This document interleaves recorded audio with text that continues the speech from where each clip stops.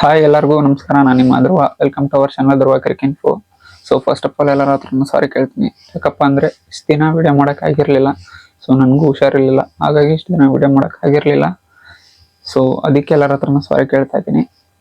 So please subscribe ಮಾಡ್ಕೊಳ್ಳಿ. So ಇನ್ನು ಮುಂದೆ ರೆಗ್ಯುಲರ್ ಆಗಿ ವೀಡಿಯೋಸ್ನ ಅಪ್ಲೋಡ್ ಮಾಡ್ತೀನಿ. ಸೊ ಸಬ್ಸ್ಕ್ರೈಬ್ ಮಾಡ್ಕೊಂಡು ವೀಡಿಯೋಸ್ನ ನೋಡಿ ಅಂತ ಎಲ್ಲರ ಹತ್ರ ಕೇಳ್ಕೊಳ್ತಾ ಇದ್ದೀನಿ. ಸೊ ಈ ಕಡೆ ಮ್ಯಾಟ್ರ್ ಕಡೆ ಹೋಗೋದಾದರೆ ರಂಜಿ ಟ್ರೋಫಿ ಸೆಮಿಫೈನಲ್ಸ್ ನಡೀತಾ ಇದ್ದಾವೆ. ಸೊ 2 ಮ್ಯಾಚ್ ನಡೀತದೆ. ಅದರಲ್ಲಿ ಜಮ್ಮು ಅಂಡ್ ಕಾಶ್ಮೀರ ಮತ್ತೆ ಬೆಂಗಾಲ್ ಆಡ್ತಿದ್ದಾರೆ. ಇನ್ನೊಂದು ಮ್ಯಾಚ್ ಅಲ್ಲಿ ಕರ್ನಾಟಕ ಮತ್ತೆ ಉತ್ತರಾಖಂಡ ಆಡ್ತಿದ್ದಾರೆ.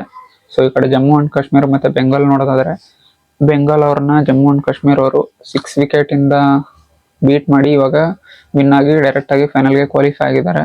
ಸೊ ಇದು ಏನಪ್ಪ, ಈ ಮ್ಯಾಚ್ ಅಲ್ಲಿ ಒಂದು ವಿಶೇಷತೆ ಏನಂದ್ರೆ, ಜಮ್ಮು ಅಂಡ್ ಕಾಶ್ಮೀರ್ ಅವರು ಆಫ್ಟರ್ 335 ಮ್ಯಾಚ್ ಅಂಡ್ 67 ಇಯರ್ಸ್ ಆದ್ಮೇಲೆ ಅವರು ಫೈನಲ್ಗೆ ಕ್ವಾಲಿಫೈ ಆಗಿದ್ದಾರೆ. ಸೊ ಅವ್ರದ್ದು ಇದು first final Jammu and Kashmir ಅವ್ರದ್ದು.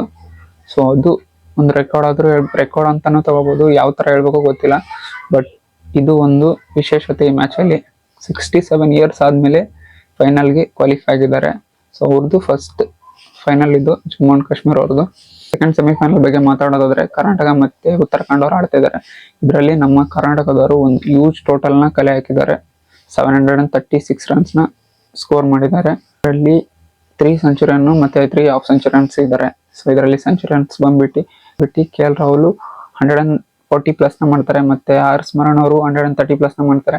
ಇದರಲ್ಲಿ ಡಬಲ್ ಸೆಂಚುರಿ ನಮ್ಮ ಕ್ಯಾಪ್ಟನ್ ಆದಂತಹ ದೇವದತ್ ಪಡಿಕ್ಕಲ್ ಅವರು 220 ಪ್ಲಸ್ ಸ್ಕೋರ್ ನ ಮಾಡಿ ಔಟ್ ಆಗ್ತಾರೆ. ಸೊ ಈ ಕಡೆ ಹಾಫ್ ಸೆಂಚುರಿಯನ್ಸ್ ನೋಡೋದಾದ್ರೆ, ಕರುಣ್ ನಾಯರ್ 50 ಪ್ಲಸ್ ನ ಮಾಡಿದ್ದಾರೆ, ಕೃತಿಕ್ ಕೃಷ್ಣ ಅವರು 50 ಪ್ಲಸ್ ನ ಮಾಡಿದ್ದಾರೆ, ಮತ್ತೆ ವಿದ್ಯಾಧರ್ ಪಾಟೀಲ್ ಅವರು 50 ಪ್ಲಸ್ ನ ಮಾಡಿದ್ದಾರೆ. ಸೊ ಇವರೆಲ್ಲ ಒಂದು ಸ್ಕೋರ್ ಇಂದ ಒಂದು ಯೂಜ್ ಟೋಟಲ್ ನ ಕಲೆ ಹಾಕಕ್ಕೆ ಸಾಧ್ಯ ಆಯ್ತು ಕರ್ನಾಟಕಕ್ಕೆ. 736 ರನ್ಸ್ ನ ಸ್ಕೋರ್ ಮಾಡಿದ್ದಾರೆ. ಸೊ ಈ ಕಡೆ ಉತ್ತರಾಖಂಡ್ ಫಸ್ಟ್ ಇನ್ನಿಂಗ್ಸ್ ಬ್ಯಾಟಿಂಗ್ ಮಾಡಕ್ ಬರ್ತಾರೆ. ಅದರಲ್ಲಿ ಉತ್ತರಾಖಂಡ್ ಅವರು ಜಸ್ಟ್ 233 ರನ್ಸ್ ಆಲ್ ಔಟ್ ಆಗ್ತಾರೆ. ಅದರಲ್ಲಿ ಒಬ್ಬ ಮಾತ್ರ 50 ಪ್ಲಸ್ ಸ್ಕೋರ್ ನ ಮಾಡಿರೋದು. ಮತ್ತೆ ಒಂದೇ ಒಂದು ಅವ್ರ ಕಡೆ 50 ಪ್ಲಸ್ ಪಾರ್ಟ್ನರ್ಶಿಪ್ ಕೂಡ ಬಂದಿದೆ.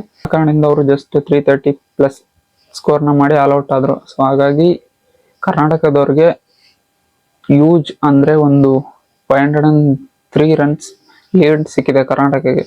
ಸೊ ಇಲ್ಲಿ ಕರ್ನಾಟಕದವರು ಅವ್ರಿಗೆ ಫಾಲ್ ಆನ್ ಕೊಡ್ಬೋದಾಗಿತ್ತು ಅವ್ರಿಗೆ ಆಡೋದಕ್ಕೆ, ಆದ್ರೆ ಕರ್ನಾಟಕದವರು ಇಲ್ಲ ನಾವೇ ಬ್ಯಾಟಿಂಗ್ ನ ಮಾಡ್ತೀವಿ ಅಂದ್ಬಿಟ್ಟು. ಸೊ ಇಲ್ಲಿಂದ ಈ ಯೂಜ್ ಮಾರ್ಜಿನ್ ಇಂದ ಕರ್ನಾಟಕದವರು ಫೈನಲ್ಗೆ ಕ್ವಾಲಿಫೈ ಆಗಿದ್ದಾರೆ ಕೂಡ ಅಂತ ಹೇಳ್ಬೋದು. ಬಟ್ ಇದು ಒಫಿಷಿಯಲ್ ಆಗಿಲ್ಲ ಇನ್ನು, ಬಟ್ ನಾವ್ ಹೇಳ್ಬೋದು ಎಲ್ಲರಿಗೂ ಗೊತ್ತಿದೆ ಕ್ರಿಕೆಟ್ ನೋಡೋರ್ಗೆ ಕರ್ನಾಟಕ ಫೈನಲ್ಗೆ ಕ್ವಾಲಿಫೈ ಆಗಿದ್ದಾರೆ ಅಂತ ಹೇಳ್ಬೋದು. ಬಟ್ ಒಫಿಷಿಯಲ್ ಆಗಿ ಇನ್ನೂ ಅನೌನ್ಸ್ ಆಗಿಲ್ಲ. ಬಟ್ ಇದು ಅನ್ಅಫಿಷಿಯಲಿ ಹೇಳ್ಬೋದು, ಬಟ್ ಕ್ವಾಲಿಫೈ ಆಗಿದ್ದಾರೆ ಅಂತ. ಒಫಿಷಿಯಲ್ ಆಗಿ ನಾಳೆ ಗೊತ್ತಾಗುತ್ತೆ, ಅದು ಬರುತ್ತೆ ನಾಳೆ. ಸೊ 503 ರನ್ಸ್ ನಲ್ಲಿ ಲೀಡ್ ತಗೊಂಡಂತ ಕರ್ನಾಟಕ ಇಲ್ಲ ನಾವು ಬ್ಯಾಟಿಂಗ್ ಮಾಡ್ತೀವಿ ಅಂದ್ಬಿಟ್ಟು ಸೆಕೆಂಡ್ ಇನ್ನಿಂಗ್ಸ್ ನ ಬ್ಯಾಟಿಂಗ್ ಬರ್ತಾರೆ ಕರ್ನಾಟಕ. ಸೊ ಇದರಲ್ಲಿ ಕರ್ನಾಟಕ ಎಲ್ಲರಿಗೂ ಬ್ಯಾಟಿಂಗ್ ಪ್ರಾಕ್ಟೀಸ್ ಆಗ್ಲಿ ಅಂದ್ಬಿಟ್ಟು ಬ್ಯಾಟಿಂಗ್ ಲೈನ್ ಅಪ್ ನ ಸ್ವಲ್ಪ ಚೇಂಜಸ್ ಮಾಡ್ತಾರೆ. ಸೊ ಈ ಕಡೆ ಮಯಾಂಕ್ ಅಗರ್ವಾಲ್ ಜೊತೆ ಕೃತಿಕ್ ಕೃಷ್ಣ ಅವ್ರು ಬರ್ತಾರೆ. ಮಯಾಂಕ್ ಅಗರ್ವಾಲ್ ಸ್ವಲ್ಪ ಬೇಗ ಔಟ್ ಆದ್ಮೇಲೆ ಕೃತಿಕ್ ಕೃಷ್ಣ ಅವರು ಫಸ್ಟ್ ಇನ್ನಿಂಗ್ಸ್ ಅಲ್ಲಿ ಕೂಡ 50 ಪ್ಲಸ್ ನ ಮಾಡ್ತಾರೆ, ಮತ್ತೆ ಸೆಕೆಂಡ್ ಇನ್ನಿಂಗ್ಸ್ ಅಲ್ಲಿ ಕೂಡ 50 ಪ್ಲಸ್ ಸ್ಕೋರ್ ನ ಮಾಡಿ ಔಟ್ ಆಗ್ತಾರೆ. ಸೊ ಇದಾದ್ಮೇಲೆ ಬಂದಂತ ಶ್ರೇಯಸ್ ಗೋಪಾಲ್ ಆಗಿರ್ಲಿ ಮತ್ತೆ ನಮ್ಮ ಕರುಣ್ ನಾಯರ್ ಆಗ್ಲಿ ಅವರು ಕೂಡ ಬೇಗ ಔಟ್ ಆಗ್ತಾರೆ. ಇವರ ಔಟ್ ಆದ್ಮೇಲೆ ಬಂದಂತ KL ರಾಹುಲ್ ಮತ್ತೆ ಆರ್ ಸ್ಮರಣ್ ಇವರಿಬ್ರು ಸೇರಿ 150 ಪ್ಲಸ್ ಪಾರ್ಟ್ನರ್ಶಿಪ್ ನ ಮಾಡ್ತಾರೆ. ಸೊ ಅದರಲ್ಲಿ ಆರ್ ಸ್ಮರಣ್ ಅವರು ಫಸ್ಟ್ ಇನ್ನಿಂಗ್ಸ್ ಅಲ್ಲಿ ಕೂಡ 100 ನ ಹೊಡೆದಿರ್ತಾರೆ, ಅಂದ್ರೆ 130 ಪ್ಲಸ್ ಸ್ಕೋರ್ ನ ಮಾಡಿದ್ದಾರೆ. ಸೊ ಸೆಕೆಂಡ್ ಇನ್ನಿಂಗ್ಸ್ ಅಲ್ಲಿ ಕೂಡ 120 ಪ್ಲಸ್ ಸ್ಕೋರ್ ನ ಮಾಡಿ, ಸೊ ನಮ್ಮ ಕರ್ನಾಟಕ ಬೌಲರ್ ಆದಂತ ಸುಚಿತ್ ಅವರು ಈ ವರ್ಷ ಉತ್ತರಾಖಂಡ್ ಆಡ್ತಿದ್ದಾರೆ. ಸೊ ಅವರು ನಮ್ಮ ಆರ್ ಸ್ಮರಣ್ ಅವ್ರ ವಿಕೆಟ್ ನ ತೆಗಿತಾರೆ. ಸೊ ಇದರಲ್ಲಿ ರಿವರ್ಸ್ ಸ್ವಿಪ್ ಹೊಡೆಯಕ್ ಹೋಗಿ ಆರ್ ಸ್ಮರಣ್ ಅವರು ಸ್ಲಿಪ್ ಅಲ್ಲಿ ಕ್ಯಾಚ್ ಕೊಟ್ಟು ಔಟ್ ಆಗ್ತಾರೆ ಆರ್ ಸ್ಮರಣ್. ಸೊ ಇವ್ರು ಔಟ್ ಆದ್ಮೇಲೆ ಬಂದಂತ ವಿದ್ಯಾಧರ್ ಪಾಟೀಲ್, KL ರಾಹುಲ್ ಅವರು ಇವತ್ತಿನ ಡೇ ಅಂದ್ರೆ 4th ಡೇ ಹೆಂಡ್ ಆಗಿದೆ. ಇವತ್ತಿನ ಒಂದು ಡೇ ಮುಗಿದಾದ್ಮೇಲೆ KL ರಾಹುಲ್ ಅವರು 70 ಸ್ಕೋರ್ ನ ಮಾಡಿದ್ದಾರೆ. ಸೊ ಇನ್ನೇನ್ ಇವತ್ತಿನ ಡೇ ಮುಗಿಬೇಕು, ಅವಾಗ ವಿದ್ಯಾಧರ್ ಪಾಟೀಲ್ ಔಟ್ ಆಗ್ತಾರೆ, ಮತ್ತೆ KL ರಾಹುಲ್ ಒಬ್ರು ಉಳ್ಕೊಂಡಿದ್ದಾರೆ. ಅವರು 70 ಸ್ಕೋರ್ ನ ಮಾಡಿ ಇನ್ನೂ ನಾಟ್ ಔಟ್ ಆಗಿ ಉಳ್ಕೊಂಡಿದ್ದಾರೆ. ಸೊ ನಾಳೆ ಡೇ 5 ಲಾಸ್ಟ್ ಡೇ ಇರೋದ್ರಿಂದ ಸೊ ಕರ್ನಾಟಕ ಫಸ್ಟ್ ಸೆಷನ್ ಆಡ್ಬಿಟ್ಟು ಡಿಕ್ಲೇರ್ ಮಾಡಬಹುದು, ಇಲ್ಲಾಂದ್ರೆ ಫಸ್ಟ್ ಸೆಷನ್ ಅಲ್ಲೇ ಡಿಕ್ಲೇರ್ ಮಾಡಬಹುದು. ಸೊ ಯಾವ ತರ ಡಿಸಿಷನ್ ಮಾಡ್ತಾರೆ ಕರ್ನಾಟಕ, ಸೊ ನಾವು ವೇಟ್ ಮಾಡಿ ನೋಡ್ಬೇಕು. ಸೊ ನನ್ನ ಪ್ರಕಾರ ಕರ್ನಾಟಕದವರು ಫಸ್ಟ್ ಸೆಷನ್ ನ ಮುಗಿದಾದ್ಮೇಲೆ ಡಿಕ್ಲೇರ್ ಮಾಡಬಹುದು ಅನ್ಸುತ್ತೆ. ಸೊ ಈ ಡೇ 4 ಮುಗಿದಿದೆ. ಡೇ 4 ಎಂಡ್ಗೆ ಕರ್ನಾಟಕದವರು 803 ರನ್ಸ್ 803 ರನ್ ನ ಲೀಡ್ ನ ತಗೊಂಡಿದ್ದಾರೆ. ಕರ್ನಾಟಕ ಕಂಫರ್ಟೇಬಲ್ ಆಗಿದ್ದಾರೆ. ಸೊ ಇಲ್ಲಿ ನಾವು ಹೇಳ್ಬೋದು ಕರ್ನಾಟಕ ಆಲ್ರೆಡಿ ಫೈನಲ್ಗೆ ಕ್ವಾಲಿಫೈ ಆಗಿದ್ದಾರೆ ಅಂತ. ಬಟ್ ಒಫಿಷಿಯಲ್ ಆಗಿ ನಾಳೆ ಡೇ ಅಂದ್ರೆ ಡೇ 5 ಮುಗಿದಾದ್ಮೇಲೆ ಗೊತ್ತಾಗೋದು. ಒಫಿಷಿಯಲ್ ಆಗಿ ಅನೌನ್ಸ್ ಆಗುತ್ತೆ. ಸೊ ನಮ್ಮ ಕರ್ನಾಟಕದವರು ಫೈನಲ್ಗೆ ಕ್ವಾಲಿಫೈ ಆಗೋದಂತ ಪಕ್ಕ. ಸೊ ಈ ವರ್ಷ ರಣಜಿ ಟ್ರೋಫಿಯಲ್ಲಿ ಫೈನಲ್ಸ್ ಆಡ್ತಿದ್ದಾರೆ ಕರ್ನಾಟಕ ಮತ್ತೆ ಜಮ್ಮು ಅಂಡ್ ಕಾಶ್ಮೀರ.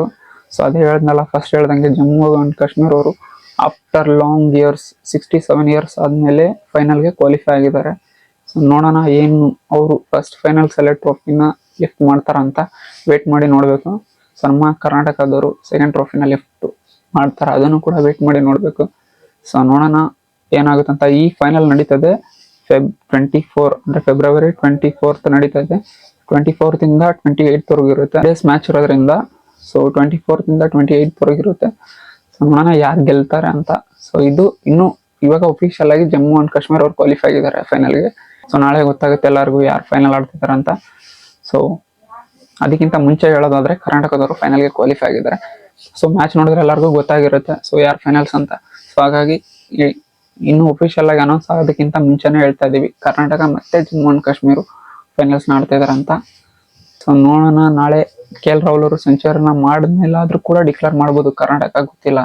ಇಲ್ಲಾಂದ್ರೆ ಅವ್ರೇನಾದ್ರು ಬೇಗ ಔಟ್ ಆದ್ರೆ 70 ಇವತ್ತು ಮಾಡಿದ್ದಾರೆ. ಸೊ ನಾಳೆ ಏನಾದ್ರು ಜಲ್ದಿ 80 ರನ್ಸ್ಗೆ ಔಟ್ ಆದ್ರೆ ಸೊ ಮೋಸ್ಟ್ಲಿ ಡಿಕ್ಲೇರ್ ಮಾಡ್ಬೋದು ಕರ್ನಾಟಕ. ಅವರು ಸೆಂಚುರಿ ಆಗ ಗಂಟಾದ್ರೂ ಇರ್ಬೋದು, ಇಲ್ಲ ಅವ್ರೇನೋ ಬೇಗ ಔಟ್ ಆದ್ರೆ ಡಿಕ್ಲೇರ್ ಮಾಡ್ಬೋದು. ಸೆಂಚುರಿ ಆದ್ಮೇಲೆ ಡಿಕ್ಲೇರ್ ಮಾಡ್ತಾರೆ, ಇಲ್ಲಾಂದ್ರೆ ಫಸ್ಟ್ ಸೆಷನ್ ಆದ್ಮೇಲೆ ಡಿಕ್ಲೇರ್ ಮಾಡ್ಬೋದು. ಬಟ್ 2 ಸೆಷನ್ ನನ್ನ ಪ್ರಕಾರ ಅವ್ರಿಗೆ ಕೊಡ್ತಾರೆ, ಉತ್ತರಾಖಂಡ್ ಅವ್ರಿಗೆ ಬ್ಯಾಟಿಂಗ್ ಆಡೋದಕ್ಕೆ. ಇವತ್ತಿನ ಡೇಗೆ 803 ರನ್ಸ್ನ ಲೀಡ್ನ ತಗೊಂಡು ಕರ್ನಾಟಕ ಡೇನ ಎಂಡ್ ಮಾಡಿದ್ದಾರೆ. ಸೊ ನಾಳೆ 9:30ಗೆ ಸ್ಟಾರ್ಟ್ ಆಗುತ್ತೆ ಮ್ಯಾಚು. ಸೊ ನೋಡೋಣ ಕರ್ನಾಟಕ ಏನ್ ಮಾಡ್ತಾರ ಅಂತ. ಸೊ ಡೇ 4 ಮುಗ್ದಿದೆ. ಸೊ ಇದಾಗಿತ್ತು ಇವತ್ತಿನ ವಿಷಯ. ಸೊ ಪ್ಲೀಸ್ ಎಲ್ಲರೂ ಸಬ್ಸ್ಕ್ರೈಬ್ ಮಾಡ್ಕೊಂಡು ವಿಡಿಯೋ ನೋಡಿ, ನಿಮ್ಮ ಫ್ರೆಂಡ್ಸ್ಗಳಿಗೂ ಶೇರ್ ಮಾಡಿ, ನಿಮ್ಮ ಫ್ರೆಂಡ್ಸ್ಗಳಿಗೂ ಹೇಳಿ ಸಬ್ಸ್ಕ್ರೈಬ್ ಮಾಡೋದಕ್ಕೆ. ಸೊ ಇದೇ ರೀತಿ ಕ್ರಿಕೆಟ್ ಕಂಟೆಂಟ್ಗೋಸ್ಕರ ನಮ್ಮನ್ನು ಫಾಲೋ ಮಾಡಿ ಅಂತ ಹೇಳ್ತಾ, ಸೊ ಇನ್ಸ್ಟಾದಲ್ಲಿ ಕೂಡ ಫಾಲೋ ಮಾಡ್ಕೊಳ್ಳಿ, ಧ್ರುವ ಕ್ರಿಕೆನ್ಫೋ ಅಂತಿದೆ. ಸೊ ಇಲ್ಲಿ ಸಬ್ಸ್ಕ್ರೈಬ್ ಮಾಡ್ಕೊಂಡು ವಿಡಿಯೋ ನೋಡಿ. ಸೊ ನಿಮ್ಮ ಫ್ರೆಂಡ್ಸ್ಗೂ ಹೇಳಿ, ಎಲ್ಲರಿಗೂ ತಿಳಿಸಿ. ಸೊ ಪ್ಲೀಸ್ ಎಲ್ಲರೂ ಸಪೋರ್ಟ್ ಮಾಡಿ ಅಂತ ಕೇಳ್ಕೊಳ್ತಾ ಈ ವಿಡಿಯೋನ ಮುಗಿಸ್ತಾ ಇದ್ದೀನಿ. ಸೊ ಥ್ಯಾಂಕ್ ಯು ಎಲ್ಲರಿಗೂ.